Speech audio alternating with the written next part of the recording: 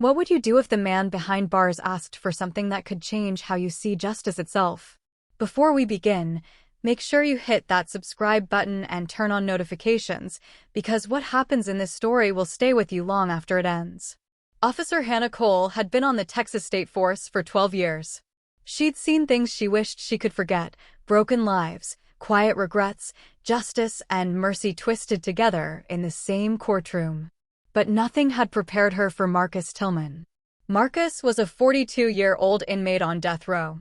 Convicted of armed robbery and a fatal shooting, his final execution date had been confirmed for next week. He was calm about it, disturbingly calm, and that unsettled everyone at the facility. Hannah's job was simple: supervise his final week. No special treatment, no complications. She was known for being tough, but fair, the heart with a badge, her colleagues used to joke. Yet on her third day watching Marcus, he asked something strange. "Officer Cole," he said through the thick glass, voice low but steady. "I got one last request before I go. It ain't about food or family. I just need 5 minutes outside." She frowned. Outside. In the prison yard. No handcuffs, no chains. Just air. And a sky. "You can stand right next to me if you need. I just want to feel the wind again before I die." Hannah studied him. There was no defiance in his tone, no manipulation, just a man asking for something he'd been denied for years. "I can't authorize that," she said. "You know that?" "Yeah," Marcus replied softly. "But I figured if anyone could see why I'd ask, it'd be you." She didn't know what he meant, but those words hit deeper than they should have. That night, she couldn't sleep. Outside her window, the Texas wind blew through the trees, the same wind Marcus longed to feel again. Something about his eyes had haunted her. Not guiltless, but human. The next morning, Hannah went to her superior, Captain Reed. "Sir, I know it's unusual, but he's not asking for much. Just 5 minutes outside before the execution. I'll stand with him. No risks." Reed sighed. "Cole, this isn't a movie. That man shot 2 people during a robbery. You give him 5 minutes, and next thing you know, every inmate will want to stroll under the sun before they meet the needle." "I understand, sir," she said. "But I think it might bring him peace." Reed gave her that long, hard look only older cops could give. "Peace?" He made his choices. "Don't lose yourself trying to fix broken glass." Still, she couldn't let it go. Over the next few days, Hannah visited Marcus again, officially, for routine checks, but in truth, she just wanted to understand him. "You ever think about what you'd do different?" she asked one evening. Marcus nodded. "Every day. I was angry. Thought the world owed me.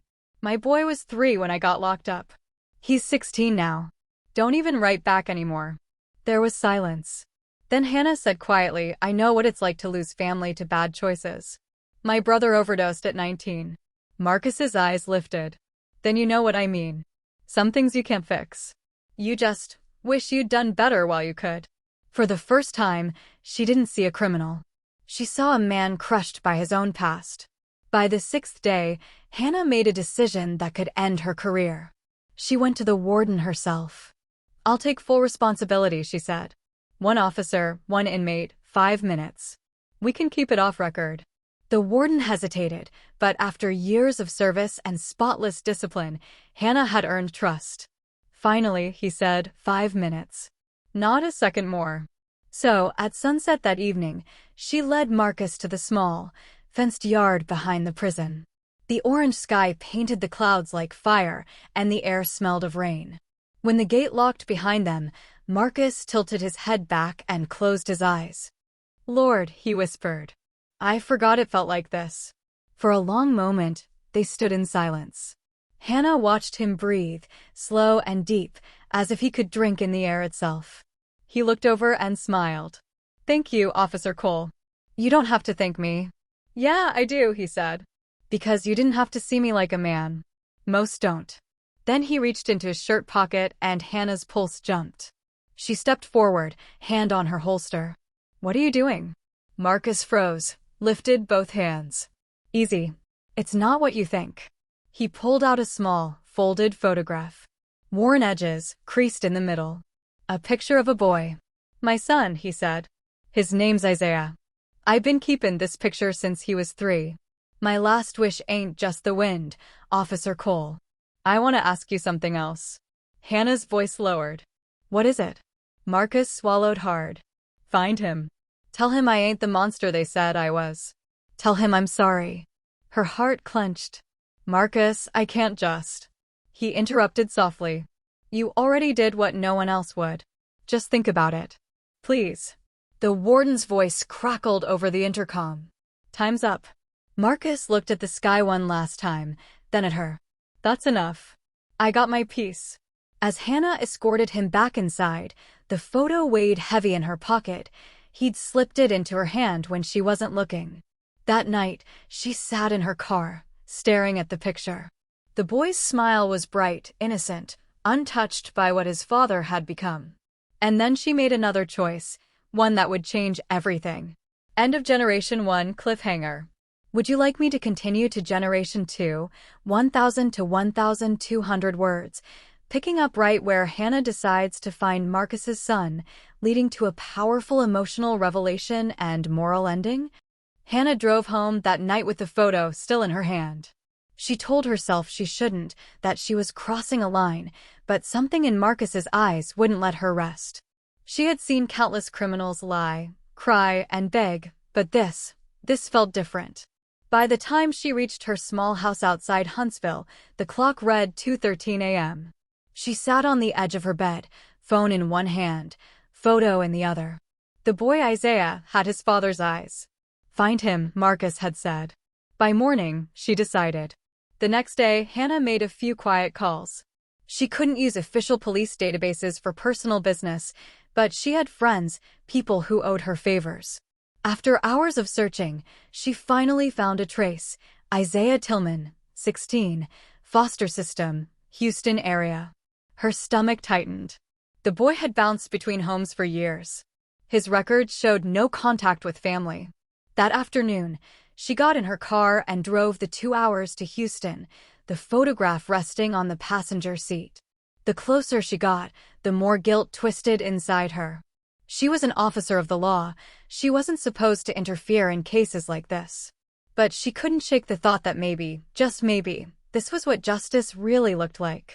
The foster home was a tired, 2-story building with a peeling porch and kids' bikes scattered across the lawn.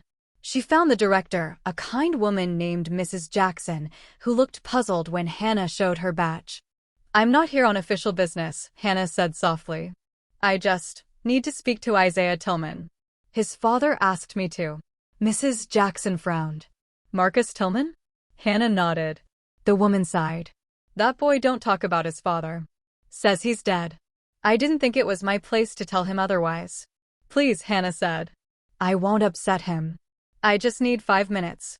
Mrs. Jackson hesitated, then finally motioned toward the backyard. He's out there shooting hoops. Hannah stepped outside. Isaiah was tall for his age, lean, wearing an old t-shirt and scuffed sneakers. He looked up, wary, when she approached. You the cops? He asked. Yeah, she said. But not here to arrest anybody. He nodded, still cautious. Then what do you want? She held out the photograph. You know this picture? Isaiah froze. His hands dropped to his sides. Where did you get that? Your dad gave it to me, she said gently. I work at Huntsville Unit. I was with him this week. He stared at her, jaw tight. He's dead. They told me he died. Not yet, Hannah said. He's scheduled for execution tomorrow night. Isaiah turned away, gripping the basketball so hard it creaked. So why are you here? Because he asked me to find you, she said. He wanted you to know he's sorry. He said he doesn't expect forgiveness. He just didn't want you thinking he never cared. Isaiah's eyes glistened. He tried to blink it away. Sorry doesn't change what he did. He killed people. I know, Hannah said quietly. But I think he changed. Sometimes people don't find peace until it's almost too late. For a long moment, neither spoke. The only sound was the basketball dropping onto the dirt. Then Isaiah asked if he's really sorry. Does he ever think about me? Every day, Hannah said. He talked about you like you were the one thing he ever did right. Isaiah swallowed hard. I don't even remember his face. Hannah hesitated, then pulled out her phone. Would you want to see him? Just once. Isaiah's eyes widened. They'd let that happen? I can make a call, she said. But it has to be tonight. He didn't answer right away. Then, quietly, yeah. I want to see him. At 8:47 p.m., Hannah drove back through the prison gates, with Isaiah in the back seat. The guards looked confused, but her presence and the warden's reluctant nod allowed them through. Inside, Marcus sat in the visitation room, hands folded, eyes closed. When the door opened, he looked up and the world seemed to stop. Isaiah stepped in slowly, unsure. Marcus stood. His voice trembled. Isaiah? The boy's chin quivered, but he said nothing.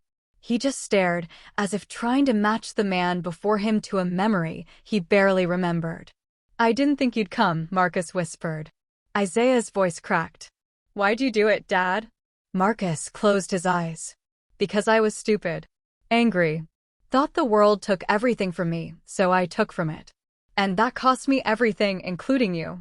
Isaiah wiped his eyes. You could have just been there. That's all I ever wanted. Marcus stepped closer to the glass. Son, if I could trade my last breath to give you one good day, I would. I ain't asking you to forgive me. Just to live better than I did. Isaiah bit his lip, tears falling freely now. I hate that you're gonna die. But I hate more that I waited this long to see you. Marcus smiled sadly. Then don't waste another day hating anything, son. The world don't need more hate. It needs more men who can forgive. The intercom buzzed, visitation over. The guards started to move in. Marcus pressed his hand to the glass. I love you, boy. Don't forget that. Isaiah pressed his hand up too, trembling. I won't. Hannah watched, her own throat tightening. She had seen violence, crime, punishment, but never redemption like this.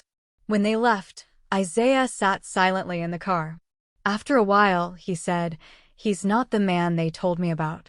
No, Hannah said softly. He's not. The next night, Marcus Tillman was executed. His final words were simple. Tell my son the wind feels free. Tell him to live free. Hannah stood by the witness window, tears slipping down her face, not because she doubted justice, but because she finally understood mercy. Weeks later, she received a letter in the mail. No return address. Inside was a photo Isaiah at a community center, smiling, helping younger kids play basketball. On the back, it read, "Thank you for letting me say goodbye." Hannah smiled through her tears. Sometimes, she thought, the smallest act of kindness can rewrite an entire life, or even two. Clapperboard, outro. What would you have done in Hannah's place? Do you believe people can truly change, even at the end of their lives? If this story moved you, make sure to like, share, and subscribe for more real stories that remind us of the humanity behind every headline.